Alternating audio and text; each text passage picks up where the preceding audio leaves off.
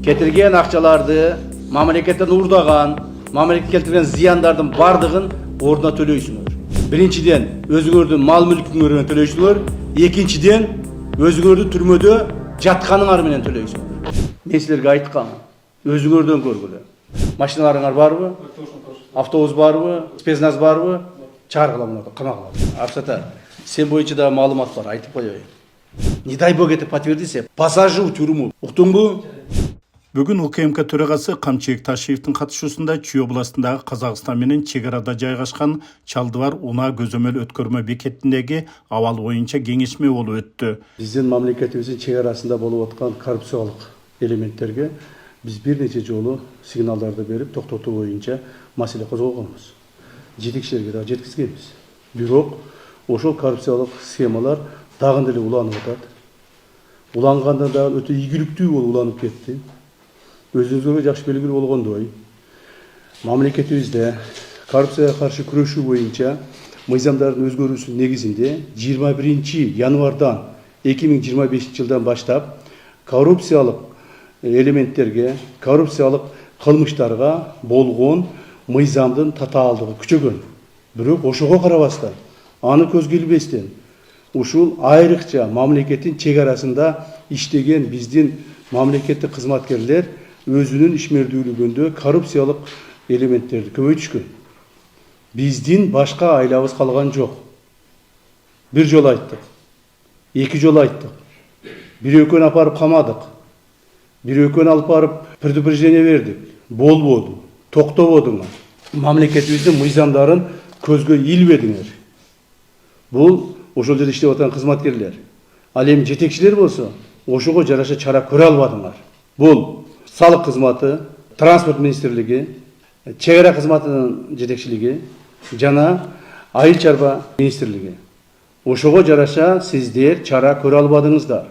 Жетекчилерге карата болгон кандай чара көрүү боюнча мен урматтуу президентибиз менен сүйлөшөм, представлениени беребиз. А дальше президентибиз өз чечим кабыл алат. Ал эми бул жерде катышып отурган, ошол жерде иштеген мамлекеттик кызматкерлерди бүгүн баарыңарды камакка алабыз. Баарыңардын ишиңер боюнча толук 2 ай, 3 айдан бери жүргүзүлүп аткан биздин ыкчам наблюдениелерибиздин результаты чыкты. Силер кайсы маалда, кимден, канча акча алып аткансыңар, кандай груздарды өткүзүп аткансыңар, жана ошол груздардан канчадан акча алып кимдерге передавать этип аткансыңар, кайсыл М-банк менен, кайсыл электрондук кошелектер менен акчаларды алып аткансыңар, жана кимдин атынан каяк которуп аткансыңар, бардык схеманы биз алып чыктык. Эми мунун бардыгын тергөө кызматы иш алып барат. Жыйын учурунда бир катар мекеменин кызматкерлери аралашкан туруктуу коррупциялык схема аныкталганы айтылып, бир топ кызмат адамдары ошол жерден кармалды. Что, думаете, на вас не будет управы? Будет еще управа. Еще какая управа будет? Каждого из вас отправят в тюрьму.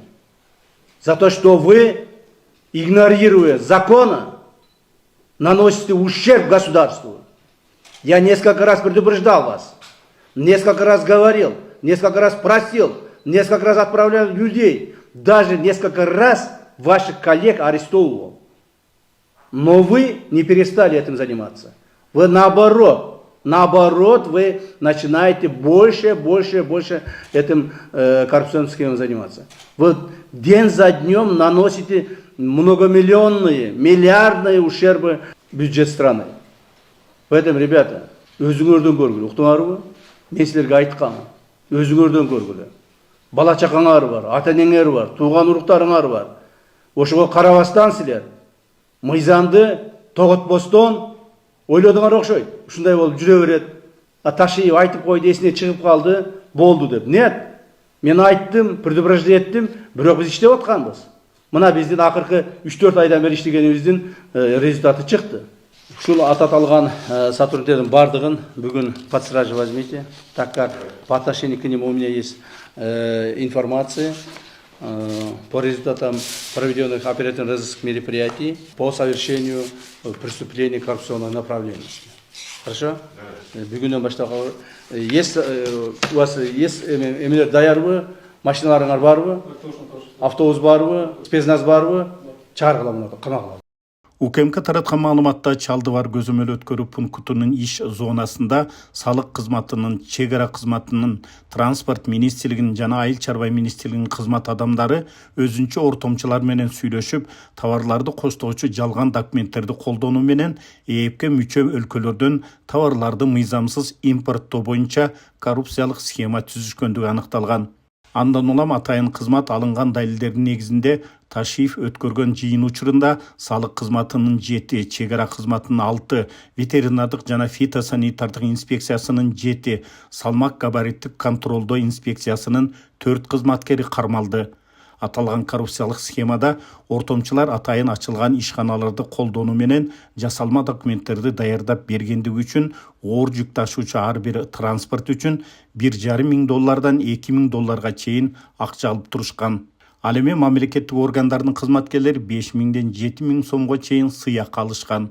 Действием указанной коррупционной схемы бюджету республики нанесен многомиллиардный ущерб. УКМК төрагасы аларды иштен бошотуп, мүлкүн камакка алууну тапшырды. Ушундай эле схема Ак Жол жана Ак Тилек көзөмөл өткөрмө пункттарында да бар экендиги белгиленди. Борьба с коррупцией будет очень жесткая. Несмотря ни на какие регалии, заслуги или каких-то там родственных или близких связей какие-либо руководителями. Так, по Министерству транспорта, Абсата, сен боюнча да маалымат бар, айтып коеюн. Я прямо скажу. Так, мына кечеки жасалып аткан жумуштардан, подрядчиктерден уже арыздар түшүп атат. Биз Министерство транспортанын жетекчилерине акча бергенбиз деген арыздар түшүп атат. Не дай бог это подтвердится, посажу в тюрьму. Уктуңбу? Сен эме ойлоп болгонуң, мени аяп коет экен деп. Эч кимди аябайм маган. Маган баары бир азырчы. Мага баары бир.